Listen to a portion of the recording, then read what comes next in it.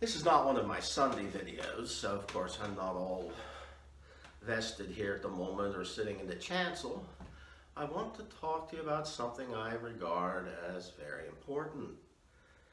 The ninth commandment, as we Anglicans number them, which is the same way the Jews have always numbered them, that's how we know we're right. The ninth commandment, thou shalt not bear false witness against thy neighbor. Did you know that means you can't bear false witness for Jesus? I wonder if people know that. I really do. I mean, I've been around a while. Our daughter is going to turn 39 this year. For the first time. I'm going to turn 39 for the 23rd time. So I've seen quite a lot in my days. There was a brilliant songwriter, singer, piano player. He was sort of a Gilbert and Sullivan rolled into one, who could play and sing. He could sing theatrically like Frank Sinatra or Roger Daltrey. And that was Tom Lehrer.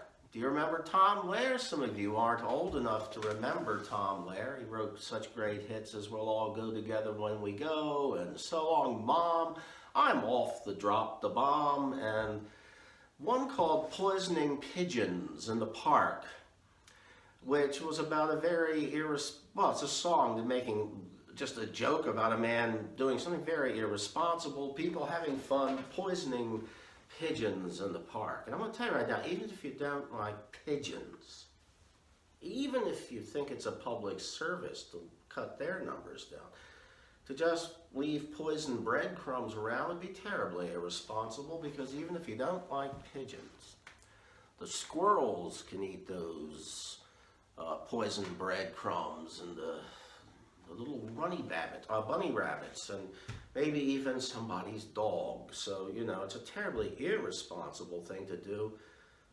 even if you're among the people who just don't like pigeons. So poisoning pigeons in the park, well, I'd sort of like to write a song too, you know.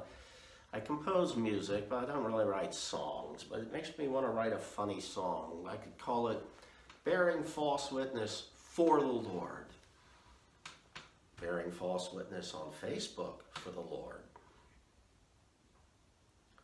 What does the commandment mean? Thou shalt not bear false witness against thy neighbor. And why is it that of the 10 commandments, we have 2 that no one seems to take seriously at all? Even those of us who recite the Decalogue. Here at St. Benedict's, we recite the Decalogue at least once a month, always on the first Sunday of the month to make sure we do it, because that's what the rubrics of the prayer book tell us to do.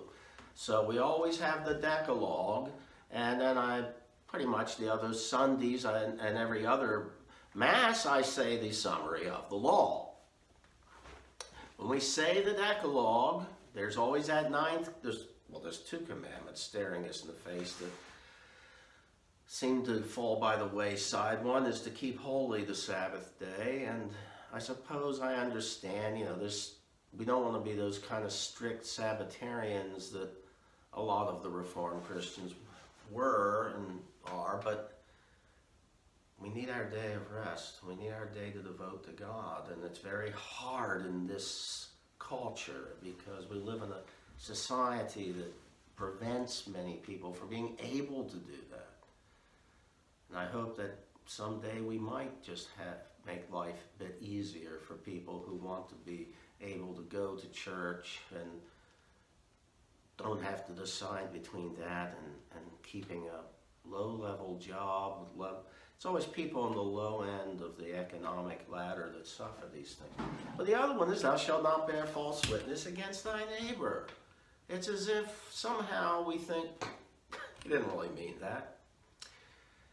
I was ordained quite a while back, way back in the last century, as a matter of fact. Well, not deep into the last century. Actually, I was ordained to the diaconate in 1998 and to the priesthood in 1999.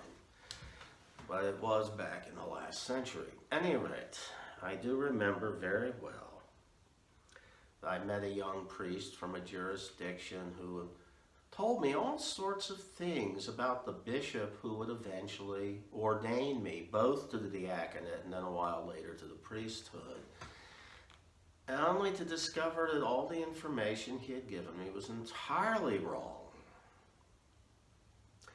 Now, we used to supply for a church that would, like Brigadoon, sort of appear out of the mist once a week. It would sort of just, they would all come together like the Levites who carried all the parts of the tabernacle around when the children of Israel were gathering in the wilderness, and they put together a makeshift altar and pulpit and all this, and this room that had all these illustrations, very bad illustrations, not Tenniel illustrations of the Alice in Wonderland.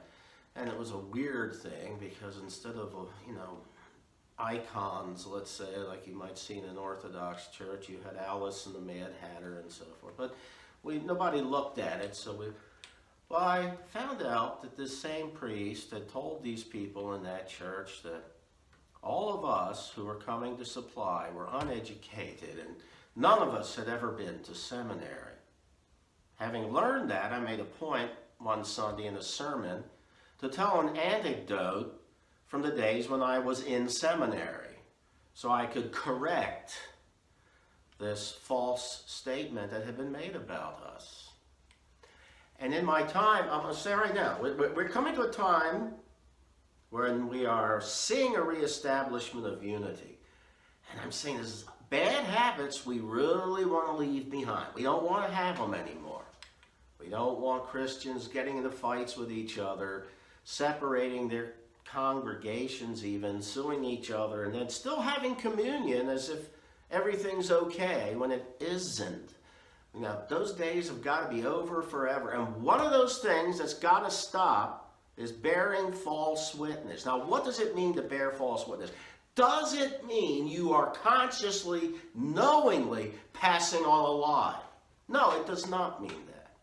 You might be passing on something that you thought was true, but it's still a lie. It's still false witness against your neighbor. Be careful. Don't disregard what I'm saying. You need to think about this. I'm going to say this because I see on Facebook a lot of people are quick to give, and so am I at times, their opinion of certain politicians and political ideas. Now, I have never been partisan in a very strict sense. I'm independent. I have never particularly been impressed with certain politicians. Nonetheless, I don't want to absorb false information.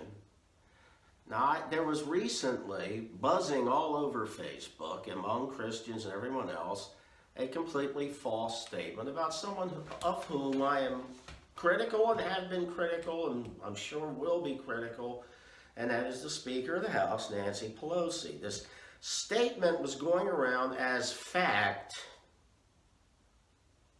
purported to be a fact, that she had said that recipients of Social Security, including the retirees, are actually leeches who contribute nothing to our society. And people were saying this is a fact, isn't she terrible? Well, as I say, I'm not going to defend many of the things she said and done over the years. Certainly not her stand on abortion. But she didn't say any such thing. It came from a satirical story, and then people were passing it on as fact. Now, did they know they were libeling her, and did they know they were bearing false witness? No.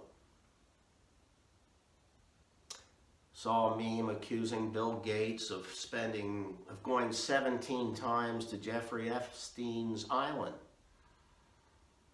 But that's not true either. Like many other wealthy people, he did meet him in his office when he was visiting New York City, because a lot of wealthy people were meeting with him strictly because, well, he was a financier. And that includes President Trump, it includes Bill Clinton, the former president. So I fact-checked that. No, he had never gone to the island. There's no report anywhere in the news saying any such thing. But this meme actually said, this is not a theory, this is a fact. And then it said, pass it on! Well, this goes on with people talking about political figures, famous figures. It also happens in churches where people say this about jurisdictions, about bishops, about priests, about certain theologians. They pass it on, they pass it on. They just keep passing it on because after all, they saw it written on a reliable, anonymous meme by someone whom they're not even familiar with. They don't know where it comes from, but it fits their prejudice. It fits their bias. Oh, they want to believe it. And so they want to pass it on. And that makes it okay. Except it doesn't. If you pass on some kind of witness, whether it's true or false, but you don't take the time to find out if it's true, then you've broken the 9th commandment. Because you have passed on witness that you know, really, in your rational mind, may be false. You have passed it on because emotionally, you're all geared up to accept what's been said. It fits your bias. Well, you want to believe it. You want to believe that Senator John Doe poisons pigeons in the park. But what you're passing on is just as irresponsible as if you were poisoning pigeons in the park. And now here to tell you all about that is Tom Lear.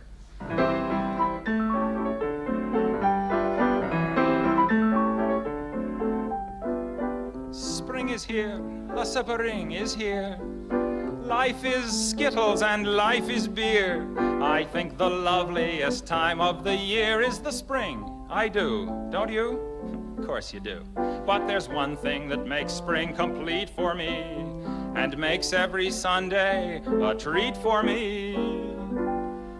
All the world seems in tune on a spring afternoon when we're poisoning pigeons in the park. Every Sunday you'll see my sweetheart and me as we poison the pigeons in the park.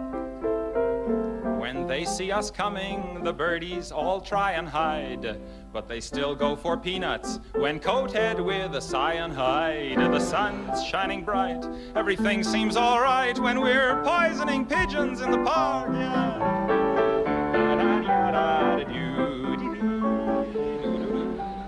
We've gained notoriety and caused much anxiety in the Audubon Society with our games.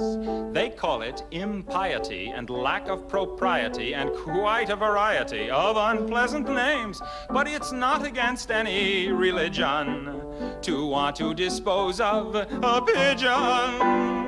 So if Sunday you're free, why don't you come with me and we'll poison the pigeons in the park? And maybe we'll do in a sparrow or two while we're poisoning pigeons in the park. We'll murder them all amid laughter and merriment, except for the few we take home to experiment. My pulse will be quickening with each drop of strychnine we feed to a pigeon. It just takes a smidgen to poison a pigeon in the park.